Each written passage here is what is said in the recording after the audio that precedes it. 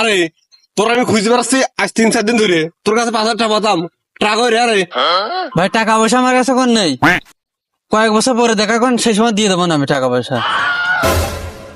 কয়েক বছর পর দিবে রে টাকা, তুই আজকে দিবি তুই।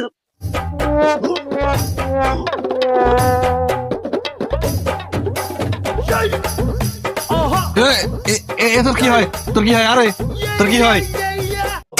এই ও আমার আপন মারবেটে খালাতো বোনের ভাইয়ের নাতি চল। তাহলে তোর কি হয় রে? ও আমার আত্মীয় হয়। তাহলে তুই দে। দুষ্ট কোনকা। তুই যা ভাবছিস তা না, ওর কাছে আমি 5,000 টাকা পাই, টাকা দে।